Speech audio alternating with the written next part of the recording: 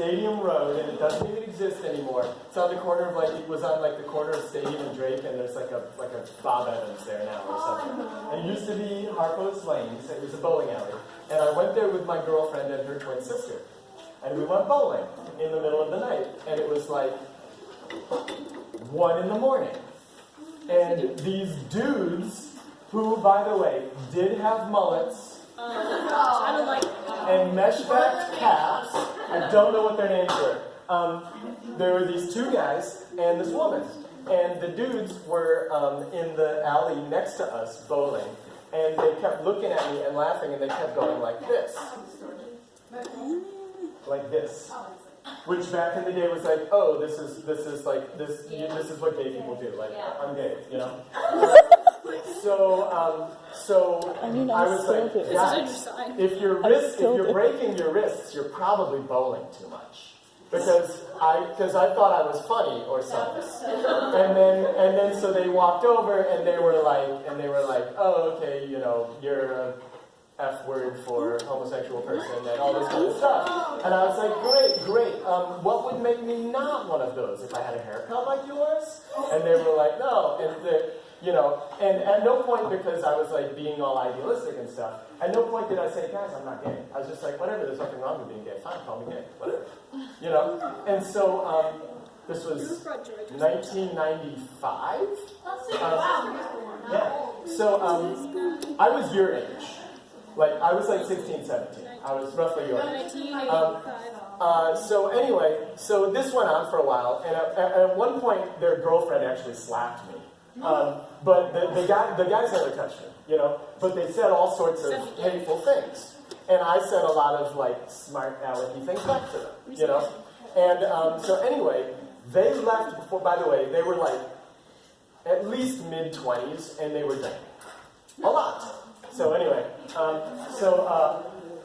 they left before we did. And being smart people, I peeked out the door before I left.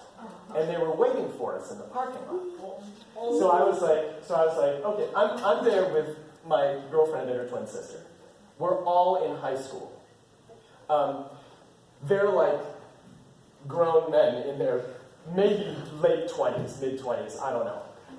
Okay, so we're like, okay, we're not going to mess around with this. So I asked somebody from the bowling alley, I was like, could you guys just walk me out to my car? My girlfriend and her sister were in their car. We had met there. I was in my car.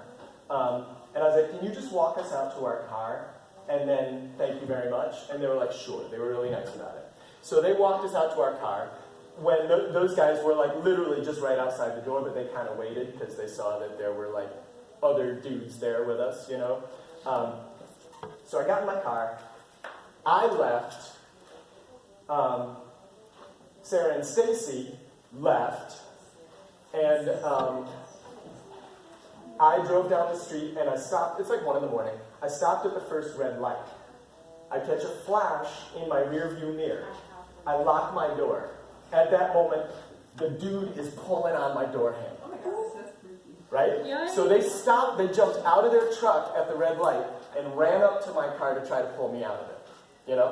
So at that point, there's nobody at the intersection except us, because it's in the middle of the night. I should have. At that point, by the way, I'm driving a 1981 Chevy Citation. Look it up. It's like a hatchback. It's like a 4-cylinder hatchback. So I'm just like, and I take off, and I'm like, there's a fire station on Parkview in Kalamazoo there.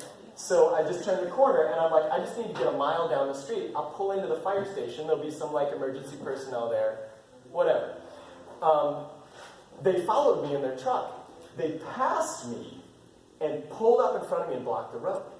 So then I'm like, see ya, suckers. Put it in reverse and spin around, and I go the other way. Meanwhile, Sarah and Stacy, in their also hatchback, we're in 2 subcompact cars, have seen that they were following me, so they were following them. So I go back, I go down Parkview, I go up 9th Street, I come around into that Millam Road neighborhood, in Portage. That's a great car. And Yeah, that was it. Oh, she's cute. And we're going like 60 miles an hour through like people's neighborhoods because I'm like trying to lose them, which is stupid because there's no way my car is going to outrun their truck, you know. So anyway, I ended up driving all the way to the Portage police station. You know where the Portage library is? Yeah. There's like a police station right there. I drove all the way there with these guys on my tail and Sarah and Stacy racing along behind them. And I literally pulled up on the sidewalk and like ran into the police station. And like the police came down and I'm like, they're trying to kill me. And they're like, okay. So the police went out and looked, and they actually watched these guys drive up and down Westnedge, back and forth, waiting for me to come out from the police station. And so after a little while, the police were like, we're going to escort you home. If we see them, we'll pull them over and do I don't know what. And so then the police escorted me home, followed me with a squad car, and at that point they left and it was fine. But yeah, that was the story.